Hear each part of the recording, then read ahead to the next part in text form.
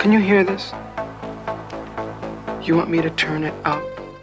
Hey everybody, it's Beth. Welcome back to my channel. So this is going to be a real quick entry for Josh Keach's 200 subscribers contest.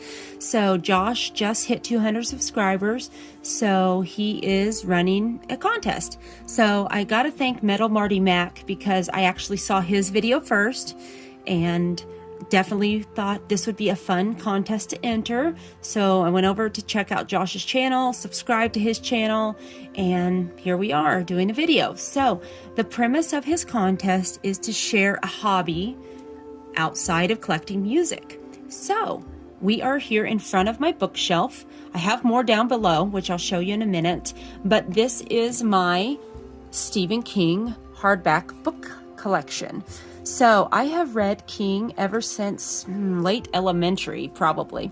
You know, as a kid, you start out with the little golden books and Dr. Seuss and all that. And I don't remember when I discovered R.L. Stine and the Fear Street novels, but I really loved those a lot.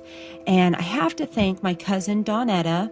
She is a few years older than me, so I always looked up to her, and she was a big King fan. So I got to thank her for introducing me to Stephen King and getting me really passionate about his books and reading. And I have been an avid fan ever since. I try to collect all of his hardback books. I don't have them all, but I have quite a few so far.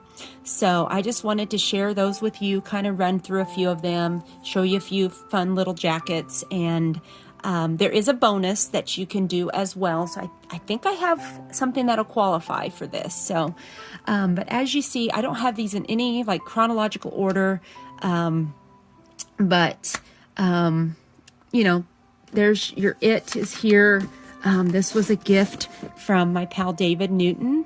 He sent me the hardback copy of It because I've been wanting that in my collection, and he found that. Christine is one of my favorite books and films, and I love the font on that book there. And got to give a mention to Gerald's Game, because this is one of the books that a lot of people thought could never be adapted to film, but in fact, Michael Flanagan was able to do a fantastic adaptation for Netflix. So if you are a fan, even if you're just a little curious, I would recommend checking out Gerald's Game. It is kind of a tough watch. There's some touchy subjects in the film. If you've read the book, you know what I'm talking about. But there's some very gruesome aspects to the film as well. But both the book and the film are fantastic and worth checking out. Got to give a shout out to, I love this cover, kind of old school cover of The Shining here. And it's so neat to see other book jackets from other parts of the world. Because our art is different here over in the United States than other countries. This is Pet Sematary, which I need a new copy, or I need to get some of my books in the nice covers and everything. This was a copy of Salem's Lot. I believe this was gifted to me by Jeff Kempen. Jeff has a vinyl community channel here as well, and he is a big King fan. And Jeff has a massive collection. I believe he has all his books and has, I think, read through every book of King's. So Jeff and I share a affinity for Stephen King. This is one of my favorites. So this is Different Seasons, which contains not only Rita Hayworth and The Shawshank Redemption, but also The Body, which Stand By Me is based on. An Apt Pupil and The Breathing Method is the only one of this book that one of the novellas that hasn't been adapted yet.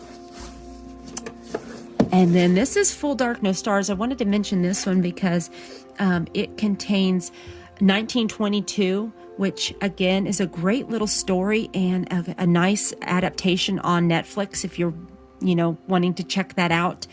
And then also there's a story in here called Good Marriage, and that's a very underrated story, worth checking out. So And I have a few more up here. This book here is the Bachman books.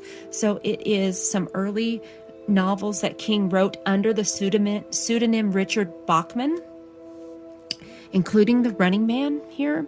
And The Rage is the one I wanted to mention because it is a story that King himself has kind of banned. So this is the only way to find it. And it's kind of hard to find this little compilation. So I'm glad to have that in the collection. And then if we go down here, I've got this on a tripod, so pardon me for the angle, but we've got a few more down here. I actually have some that I haven't even filed away yet.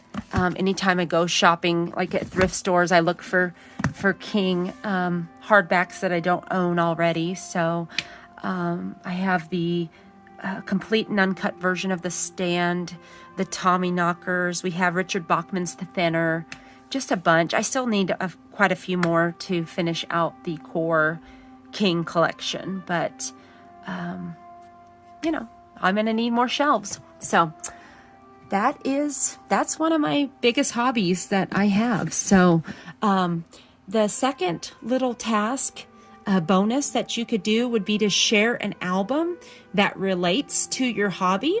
So where did I put them? They're behind me, sorry. I pulled some soundtracks that are based upon Stephen King based films. So this is the soundtrack score to Christine by John Carpenter. And then we have the score to the 1989 Pet Sematary, Mary Lambert's version. And the score is by Elliot Goldenthal. And lastly, just why not? Whoops. We have Carrie. So this was the very first film adaptation of a King novel. So music composed by Pino Donaggio, I believe. So this again was a gift from my pal David.